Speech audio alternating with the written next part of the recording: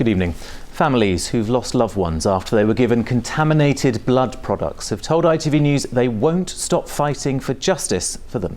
They've been talking after Health Secretary Matt Hancock gave evidence to the infected blood inquiry, during which he described the scandal in the 1970s and 80s as a tragedy. Now, Colin and Denise moved to Cornwall after their 4-year-old son was diagnosed with HIV, and they're among hundreds of families who've spent decades campaigning for a full inquiry. Karen Bell reports.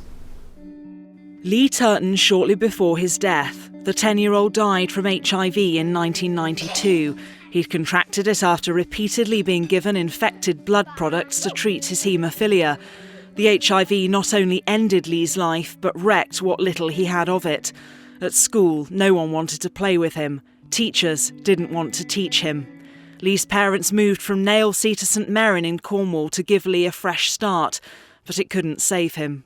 Just have to sit and watch your child with AIDS and watch them dying is one of the worst things I think you could ever watch, and you never get over it.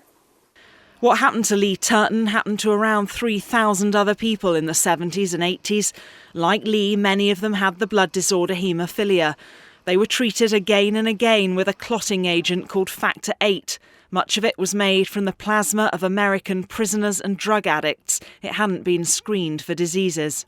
I knew that this had been a tragedy. Today, Health Secretary Matt Hancock gave evidence to the infected blood inquiry. It's looking into how such a huge disaster could have happened, an inquiry that took 3 decades to set up. The government needs to make sure that exactly what happened and the consequences of it are fully uncovered.